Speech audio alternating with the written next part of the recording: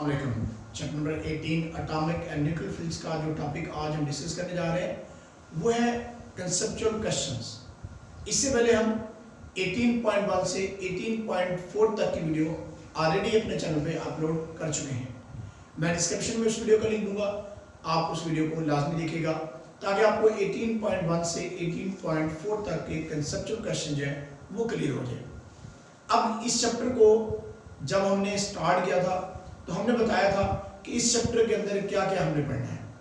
अब वो सारा चैप्टर कवर करने के बाद अब जब इनके कंसेप्चुअल क्वेश्चन यानी आला तस्वुराती सवालात आए हैं तो ये तभी आपको इनकी समझ आएगी जब आपने पूरा चैप्टर ध्यान से रीड किया होगा, अच्छी तरह से याद किया होगा, उसको समझा होगा, आपके कंसेप्ट अच्छे तरीके से क्लियर होंगे। तो वो कैसे हो सकते हैं जब आपने इस चैप्टर का कोई भी आर्टिकल मिस नहीं किया होगा।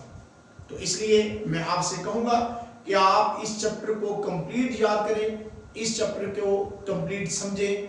तमाम वीडियोस ऑलरेडी हम अपने चैनल पे अपलोड कर चुके हैं। मैं डिस्क्रिप्शन में तमाम वीडियोस का लिंक भी दूंगा ताकि आप जब इन वीडियोस को देख लें तो आपको समझ आए कि बेसिकली इस चैप्टर के अंदर हमने स्टडी क्या किया और क्या कंसेप्ट हमारे बने हैं, और फिर आप इन क्वेश्चंस के आंसर दे पाओगे। तो इन क्वेश्चंस के आंसर को मैंने यहाँ पे लिखा हुआ है, आप इनको साथ साथ नोट करिएगा ताकि आपके नोट्स तैयार हो जाए और आपको इन क्वेश्चन की समझ भी आ जाए। तो मैं क्वेश्चन की स्टेटमेंट सबसे पहले रीड किया करूंगा, देन आपको इसका आंसर बताया करूंगा। तो सबसे पहले हम देखते हैं कंसेप्चुअल क्वेश्चन 18.5 जो है इसकी स्टेटमेंट क्या है।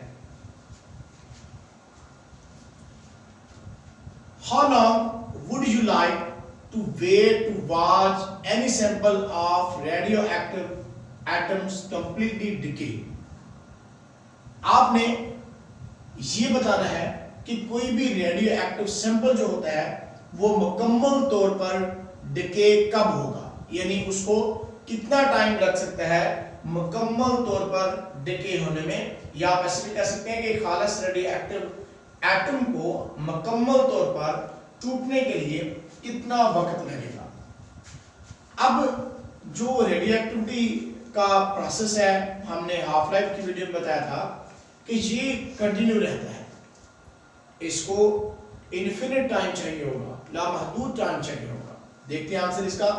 According to radio active decay rule none of elements can decay completely, कोई भी एलिमेंट मुकम्मल तौर पर डिके नहीं होगा। It depends on the half life of the radio active element, ये रेडियो एक्टिव एलिमेंट की हाफ लाइफ पे डिपेंड करता है। The total decay time of any radio active element is infinite. तो ये क्या होता है, ये एक लामहदूद टाइम होता है। So to observe complete decay we have to wait for infinite time. हमें कितना वक्त दरकार होगा, हमें एक लामहदूद टाइम दरकार होगा, एक लामहदूद वक्त दरकार होगा, जबकि हमने ये देखना हो कि एलिमेंट, ये सैंपल मुकम्मल तौर पर डिके कब होते हैं। इसलिए जब इनफिनिट लाइफ हमारी नहीं है तो हम कह सकते हैं यहाँ पे ये कि एक एलिमेंट का जो सैंपल है वो डिके होने में इतना टाइम लगेगा कि जिसको हम देख नहीं सकते। यानी आप कह सकते हैं कि डिके टाइम इनफिनिट टाइम उसका होता है, लामहदूद टाइम। अब इंसानी लाइफ तो लामहदूद नहीं है, ये तो एक ना एक दिन खत्म होना है।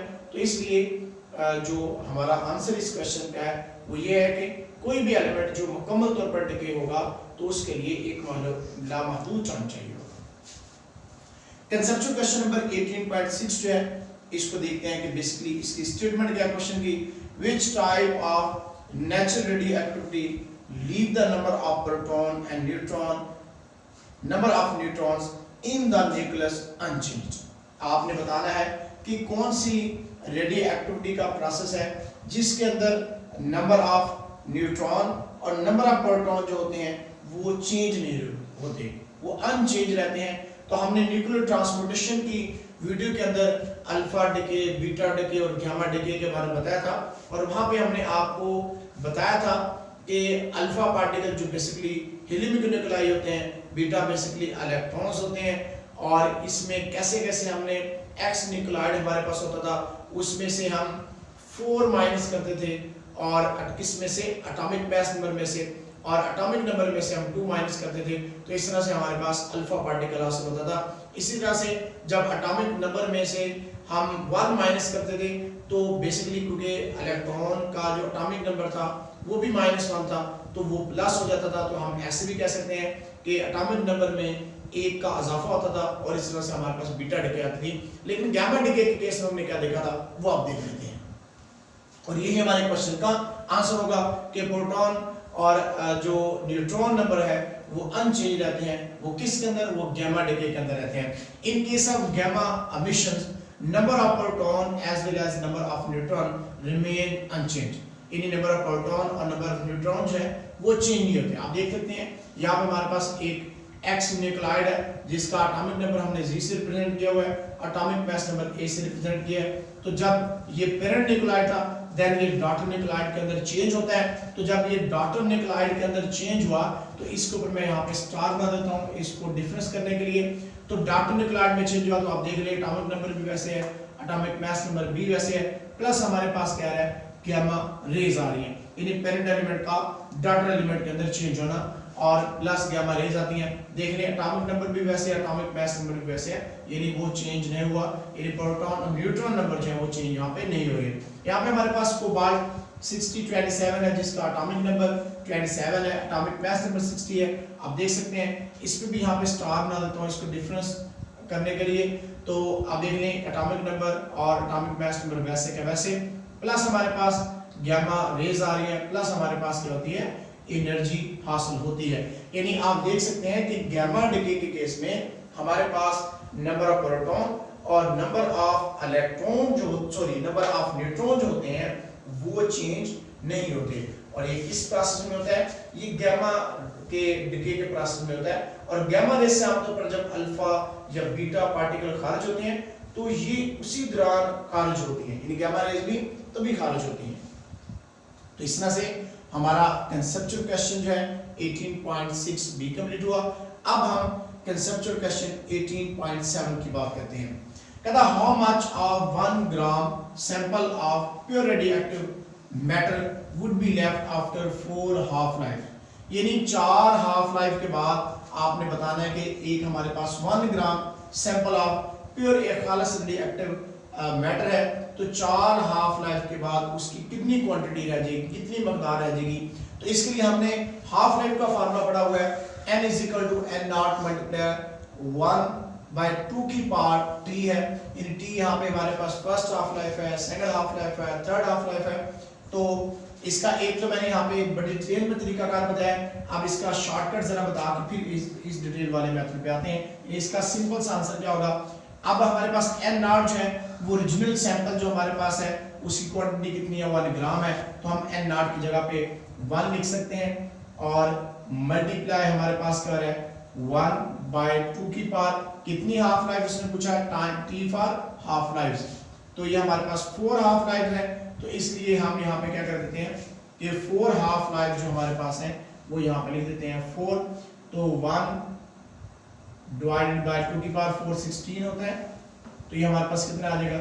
ये हमारे पास आ जाता है 0.0625 आता है। तो मैं इसको 25 को फिर लिख सकता हूँ 0.063 लिख सकता हूँ। यानी इतनी क्वांटिटी हमारे पास, यानी इतने ग्राम सैंपल जो है 4 हाफ लाइफ के बाद हमारे पास रिमेनिंग रहता है। ये एक शॉर्टकट मेथड बताया। अब एक इसका डिटेल में जरा ब्रीफली इसको बता दूं कि टोटल अमाउंट हमारे पास कितनी है। टोटल अमाउंट हमारे पास सैंपल की 1 ग्राम है, तो आफ्टर फर्स्ट हाफ लाइफ के बाद कितनी हो जाएगी इसकी? तो इसकी हमने हाफ कर दिया 1/2। और कितने ग्राम हमारे पास सैंपल है, यानी कि क्योंकि 1 ग्राम था उसकी फर्स्ट हाफ लाइफ है ये, तो इसलिए मैंने इसको हाफ कर दिया। तो हाफ फिर आप करेंगे तो 0.50 ग्राम हमारे पास आ जाएगा। उसके बाद आफ्टर सेकंड हाफ लाइफ है तो आप फिर इसका हाफ कर दें, यानी जो हमारे पास क्वांटिटी है इसका फिर हाफ कर दें, तो ये हमारे पास आ जाएगा 0.25 ग्राम। और उसके बाद आफ्टर थर्ड हाफ लाइफ के बाद आपने फिर उसको हाफ कर देना है 1/2 मल्टीप्लाई जो क्वांटिटी पहले सेकंड हाफ लाइफ के बाद हमारे पास बची थी वो 0.25 ग्राम थी। तो आप उसको कर दें, लिख दें यहाँ पे, तो ये 0.125 ग्राम आ जाता है। इस तरह से आफ्टर फोर्थ हाफ लाइफ के बाद अगर देखें तो फिर हाफ किया, यानी उसी क्वांटिटी का जो थर्ड हाफ लाइफ के बाद हमारे पास आई थी उसका फिर से हाफ कर दिया, तो ये आता है 0.025 आता है, लेकिन मैंने इसको 0.063 ग्राम लिख दिया है। सो 0.063 gram sample of radio active element will be left after 4 half life, यानी 4 हाफ लाइफ के बाद वो सैंपल हमारे पास जो 1 ग्राम का सैंपल था वो 0.0625 या 0.063 ग्राम जो है वो सैंपल हमारे पास बाकी बच जाता है। तो इस तरह से हमने हाफ लाइफ जो है 4 हाफ लाइफ के बाद कितना सैंपल बचता था ये आपको बता दिया। अब हम कंसेप्चुअल क्वेश्चन 18.8 पे चलते हैं। इसमें कहा गया है कि ट्राइटियम H31 हाइड्रोजन का आइसोटोप है, is radioactive isotope of hydrogen, it decay by emitting an electron, what is daughter nucleus. अब कहता है कि हमारे पास ट्राइटियम है, हाइड्रोजन का एक आइसोटोप्स है, तो इसमें डिके होता है प्रोसेस और एक इलेक्ट्रॉन इमिट करता है, तो what is the daughter nucleus. तो आपके पास डॉटर न्यूक्लियस फिर क्या बचता है जब उसमें से एक इलेक्ट्रॉन जो है वो बाहर चला जाता है। तो इसको देखते हैं, ट्राइटियम हमारे पास है, एटॉमिक नंबर 1 होता है, एटॉमिक मास नंबर इसका 3 है, प्लस हमारे पास न्यूट्रॉन जो है जिसका atomic number 0, atomic mass number 1 है, और इसमें क्या हुआ हमारे पास, यानी इसमें प्रोटॉन नहीं है, आप कह सकते हैं कि न्यूट्रॉन है, दैट्स व्हाई 0 1 हमने लिखा हुआ यहाँ पे। तो जब हमने देखा तो ये हमारे पास क्या हासिल हो गया, ये हमारे पास अल्फा पार्टिकल जो है वो आ गया हमारे पास।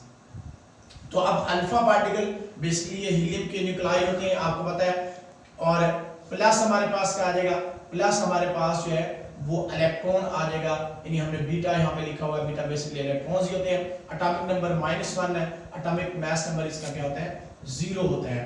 तो ये बेसिकली हमारे पास आ गया। अब हम कह सकते हैं कि हमारे पास पेरेंट एलिमेंट जो है जब उसमें से एक इलेक्ट्रॉन इमिट करता है तो डॉटर न्यूक्लियस जो हमारे पास वो क्या बचा है, डॉटर न्यूक्लियस हमारे पास बेसिकली हीलियम का न्यूक्लाई बचा है, यानी हेंस डॉटर न्यूक्लियस इज हमारे पास क्या आ गया He2 4 हमारे पास आ गया, यानी हीलियम का न्यूक्लाई हमारे पास आ जाता है। नेक्स्ट कंसेप्चुअल क्वेश्चन जो है उसकी जान चलते हैं, 18.9 है। तो सबसे पहले इसकी मैं जरा स्टेटमेंट आपको रीड कर दूं। तो इसकी स्टेटमेंट है क्वेश्चन की, what information about the structure of the nitrogen atom can be obtained from its nuclide N714, in atomic number 7 है और इसका एटॉमिक मास नंबर 14 है। In what way atom in N714 is different from the atom in N716। कहता है कि nitrogen के nuclide N714 से आप नाइट्रोजन की साख के बारे में क्या मालूम कर सकते हैं। नाइट्रोजन के न्यूक्लाइड N714 और N716 में क्या फर्क है, तो ये अब हम आपको बताते हैं। यहाँ पे देखिएगा हमने क्वेश्चन का आंसर यहाँ पे लिखा हुआ है। हमारे पास नाइट्रोजन का जो हमारे पास है न्यूक्लाइड है, आप कह सकते हैं आइसोटोप उसका जो है 7 एटॉमिक नंबर है और एटॉमिक मास नंबर 14 है, और दूसरा हमारे पास जो है वो है जिसका एटॉमिक नंबर 7 और एटॉमिक मास नंबर क्या है 16 है। ये मैं जरा क्लियर करके इसको लिख दूं, 16 आई थिंक आपको नजर नहीं आ रहा होगा यहाँ पे। तो अगर हम देखें कि नाइट्रोजन का जो आइसोटोप 714 है ये एक स्टेबल आइसोटोप है। अब क्यों स्टेबल है, क्योंकि इसमें number of electron, number of proton और नंबर ऑफ न्यूट्रॉन्स जो है वो बराबर है, यानी इसके अंदर 7 इलेक्ट्रॉन्स है, 7 इसके अंदर प्रोटॉन है और 7 इसमें न्यूट्रॉन है। तो इसलिए ये क्या है, ये स्टेबल है, ये नंबर ऑफ प्रोटॉन और नंबर ऑफ इलेक्ट्रॉन इसमें क्या है बराबर है, तो दैट्स व्हाई ये स्टेबल है। लेकिन अगर हम बात करें नाइट्रोजन के आइसोटोप 716 की, तो ये अनस्टेबल है। नंबर ऑफ न्यूट्रॉन्स इसमें कितने हैं 9 है। हम कैसे नंबर ऑफ न्यूट्रॉन्स फाइंड कर सकते हैं, ये जरा मैं आपको यहाँ पे बता देता हूँ कि इसका जो एटॉमिक मास है 16 है और जो इसका एटॉमिक नंबर है वो 7 है। तो इसका एक फार्मूला होता था, ये मैं लिख देता हूँ यहाँ पे, A = Z+N। Z for atomic number, A for atomic mass, N for neutron. तो अब जब इसका एटॉमिक नंबर हमारे पास है जी 7 है और एटॉमिक मास नंबर क्या हमारे पास 16 है प्लस न्यूट्रॉन, तो अब हमने क्या करना है जी, इसमें न्यूट्रॉन फाइंड करना है। न्यूट्रॉन इस साइड पे रह जाता है, 16 - 7 कर देते हैं, इधर 7 प्लस का इधर आके माइनस का, तो ये 9 एलिमेंट है। तो इस तरह से मुझे पता चल गया था कि इसके अंदर जो न्यूट्रॉन है वो 9 है। So it is different from nitrogen का जो आइसोटोप 714 उससे डिफरेंट है। और इसका डिफरेंस जो है वो बेसिकली क्या है कि हमारे पास जो N714 है is more stable then N716, जो इससे ये क्या है ज्यादा स्टेबल है। तो ये जरा मैं यहाँ पे थोड़ा क्लियर कर लिख देता हूं, आप ऐसे इसको लिख सकते हैं, 14 इस साइड पे, इस तरह से 16 जो है वो भी हम इस साइड पे। तो हमारे पास हमें इस चीज का पता चल गया है कि जो स्टेबल है वो नाइट्रोजन का आइसोटोप 714 है और जो अनस्टेबल है वो क्या है हमारे पास N716 है। तो इसका मतलब हम कह सकते हैं कि जो N714 है is more stable then N716। तो इस तरह से हमारा कंसेप्चुअल क्वेश्चन 18.9 भी कंप्लीट हुआ। तो आज हमने कंसेप्चुअल क्वेश्चन 18.5 से 18.9 तक कंप्लीट किए। इससे पहले हम कंसेप्चुअल क्वेश्चन 18.1 से 18.4 तक ऑलरेडी अपने चैनल पे अपलोड कर चुके हैं। मैं डिस्क्रिप्शन में उसका लिंक भी दूंगा और यहाँ पे आपको वीडियो दिखाई भी दे रही होगी, तो आप यहाँ पे क्लिक करके भी उस वीडियो को देख सकते हैं। तो इस तरह से हमारे कंसेप्चुअल क्वेश्चन आज कंप्लीट हुए। तो आज के लिए इतने, फिर मिलेंगे इंशाल्लाह, तब तक अल्लाह हाफिज़।